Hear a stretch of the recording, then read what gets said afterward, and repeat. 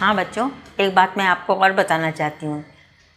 इसी चैनल पे आप हिंदी के अलावा English, maths, science, history, geography जो दूसरे टीचर्स पढ़ाते हैं आप उनको भी देख सकते हैं।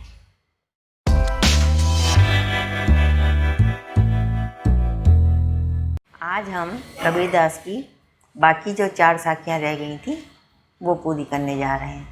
जो पिछली 4 साखियाँ रह गई थी, जिन बच्चों ने नहीं देखा है वो नीचे डिस्क्रिप्शन बॉक्स में उसको चेक कर सकते हैं।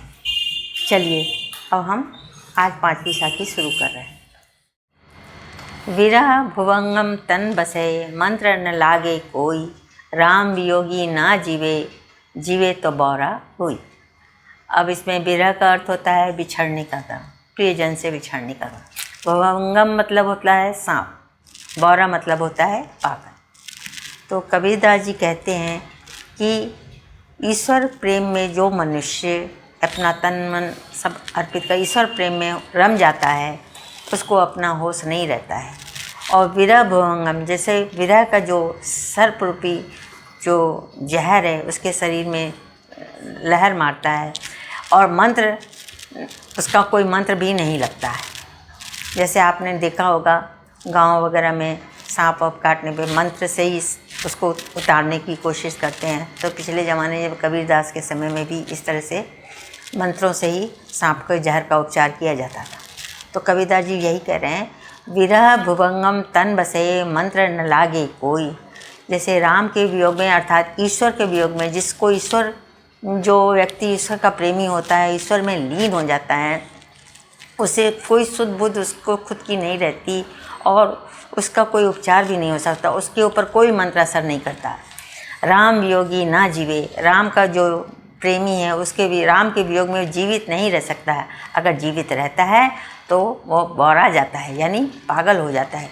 आपने मीराबाई के बारे में सुना होगा, कृष्ण के प्रेम में किस तरह से वो पागल हो गई थी। यही कबीरदास जी इसमें समझाना चाह रहे हैं। निंदक नेड़ा राखिए, आंगड़ी कुटी बंधाई, बिन साबण पानी बिना, निर्मल करे सुभाई। निंदक माने निंदा करने वाला, बुराई करने वाला। नेड़ा माने अपने पास, निकट। आंगड़ी माने आंगन। साबण मतलब साबुन। निर्मल मतलब साफ। सुभाई मतलब स्वभाव। इन पंक्तियों में कबीरदास जी कहते हैं हम लोगों को, हर मनुष्य को अपनी निंदा करने वालों को अपने करीब ही रखना चाहिए। क्यों रखना चाहिए और कहाँ कितने पास रखना चाहिए? कितने पास रखना चाहिए कि उसका कुटी माने घर अपने आंगन में ही बनवा लेना चाहिए। क्यों बना लेना चाहिए? जब वो निंदा करेगा तो आपको अपनी गलतियों के बारे में पता होगा या आपसे क्या गलतियाँ हो रही हैं, तो उसको सुनकर आप अपने को सुधारेंगे, अपने आप को निर्मल बनाएंगे और बिना पानी बिना साबुन के भी वो सारे विकार आपके अंदर से चले जाएंगे और आपका स्वभाव जो है वो निर्मल होगा, स्वच्छ होगा, साफ हो जाएगा। इसलिए कबीरदास जी कहते हैं निंदक करने वाले को हमेशा अपने पास में ही रखना चाहिए। अब 7वीं साखी। पोथी पढ़ी पढ़ी जग मोगा, पंडित भया न कोई, एके आसिर पीव का, पढ़े सुपंडित होय। पोथी मतलब पुस्तक, मुगा मतलब मरना, भया मतलब बनना, आशिर माने अक्षर, पीव माने प्रिय अर्थात ईश्वर। एक बात यहाँ मैं आपको बताना चाहती हूँ, हम लोगों ने जब पढ़ा था तो पोथी पढ़ी पढ़ी जग मोआ, पंडित भया न कोई, ढाई आखर प्रेम का, पढ़े सो पंडित होई।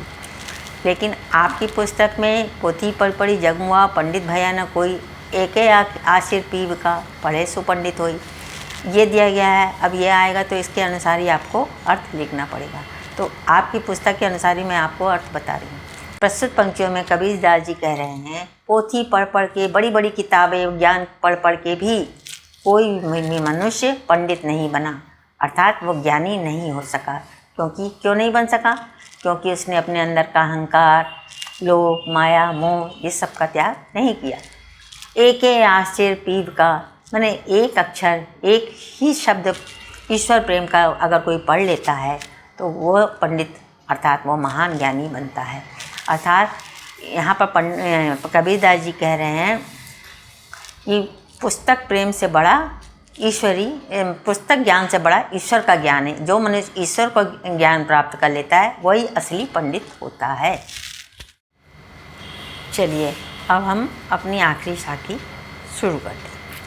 हम घर जालिया आपना लिया मुराड़ा हाथी, अब घर जालो ताश का जे चले हमारे साथी। अर्थात जालिया मतलब जलाया, जलाना, आपना मतलब अपना, मुराड़ा जलती हुई लकड़ी या मशाल, ज्ञान का मशाल, जालो माने जलाऊं, ताश माने उसका। कबीरदास जी की भाषा जो है सधुकड़ी भाषा थी।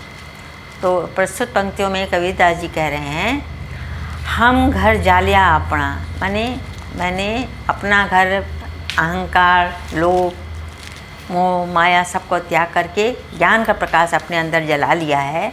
अपना अंतर का घर, जो अंदर के विकार थे उनको मैंने नाश कर दिया है, उनको समाप्त कर दिया है। अब जलती हुई ज्ञान रूपी मशाल लेके अब मैं उनका घर भी जलाऊंगा जो चले हमारे साथी, यानी जो मेरा अनुसरण करेंगे, मेरे अनुयायी होंगे। मैं उनको भी पहले यही सीख दूंगा कि अपने अंदर के विकारों को मिटाओ, तब हमारे साथ चलना। अर्थात उनके अंदर, उनके माने अज्ञानता के अंधकार को मिटाकर तब कबीरदास जी उनका घर जला के अपने साथ ले जाए।